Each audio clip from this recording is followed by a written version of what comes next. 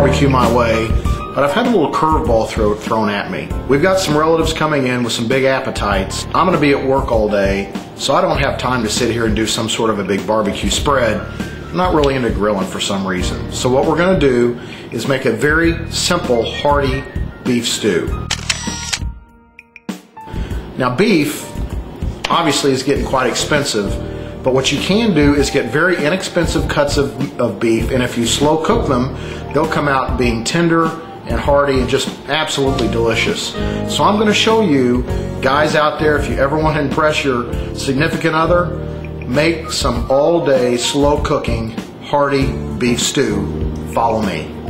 All right, what I've got here is roughly a 3-pound beef chuck, or English roast as it's called. And if you look at the price on this, this is $2.79 a pound. Well, with my JC card, it's $2.59 a pound. That's the biggest jip anyway, having to show a card. But anyway, that's for another story. We're gonna cube this up, brown it, throw it in the crock pot, make a nice hearty stew. But this is a good cut of meat. You don't wanna grill it, obviously, but you talk about a perfect cut of meat for slow cooking. And at that price, it's a great way to feed a big family a hearty beef meal. All right, the first thing we're gonna do is take this meat, this large hunk of meat, and we're gonna cut it into stew pieces, roughly 1 inch by 1 inch cubes. That's a nice bite-sized portion, but still keeps a nice hearty feel to the meal. And that's about the size you're gonna want. It's nice and cubed, ready to go. We've trimmed most of the fat off. Now we're gonna season her up.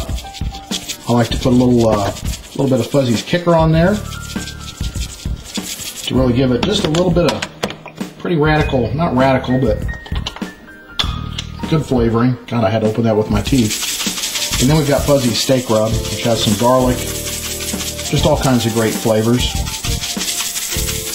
And now we're going to brown this stuff up. All right, we've put the beef into the skillet and we're browning it. We're not going to cook it all the way through. We're just trying to get the flavors of the rubs infused into the meat, and we're going to create a little bit of a searing effect. I'm trying to find a piece of meat. That piece you might see some searing. Whoop, steaming up the lens. Anyway, the point of this is to give the meat texture before it goes into the crock pot. We're not cooking it all the way, we're just giving the outside of the meat texture, and then we slow cook it all day, which gives you obviously the tenderness that you need in this sort of cut of beef. All right, we've browned the beef. As you can see, you can still see red coming out because the meat's not cooked, it's just browned. We're just creating texture. And the next thing is to start layering the ingredients into the crock pot. All right, I'm going to show you guys a quick way to cut an onion, chop an onion. My problem is that I cry very easily with onions. It drives me crazy. And normally I would obviously not cut something on the board that I just cut meat on, but it's all being thrown into the crock pot together, so it really doesn't matter. It doesn't matter at all.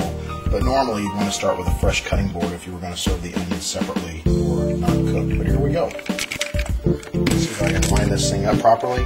What I've done is I've taken the onion and I've created lengthwise slits down. And now I turn it to the side and I simply start cutting down the onion. And as you can tell, it comes out pretty much almost chopped. And this is a great way to save your eyes the discomfort of crying, unless you want to show your feminine side to your wife and she likes that.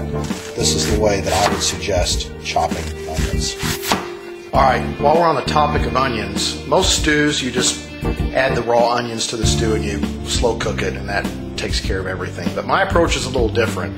I think to give the full flavor of the onion, you really need to caramelize the onion to bring out the sweetness. And I like to add a little garlic, so that's what I'm going to do with these onions. I'm going to saute them up. First, a little olive oil. I'm going to add the onion. On top of that's going to be a little garlic. All right, the onions are done caramelizing. Then we add it directly to the crock pot. All right, then we peel and cut up some carrots. Add that to the crock pot. All right, 4 potatoes. I've cleaned and just kind of cubed. 2 cans of diced tomatoes.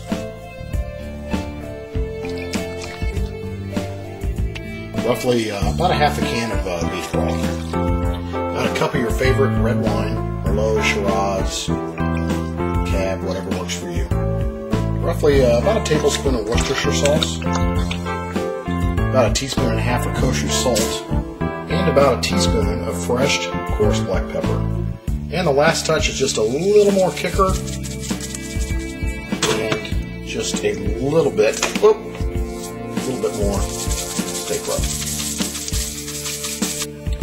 Alright, hear my dog in the background. Now we just kind of turn the ingredients, get them all blended together.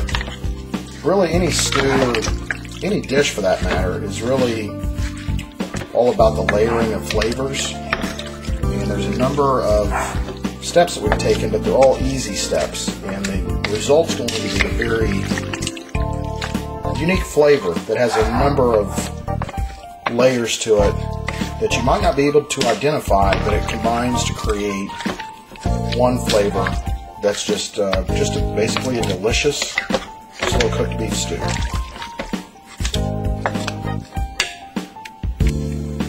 Alright, you put the lid onto the crock pot. We're going to select 8 hours cooking time. That's a nice low temperature. It's going to cook about 6 or 8 hours, and we'll see what it looks like when we're done. Alright, and now we're adding about, it's about a teaspoon and a half of cornstarch with a little warm water, and you kind of drizzle it in and stir it in. That's going to thicken everything up, and we're going to have a nice, hearty beef stew. Just let it sit for a while with a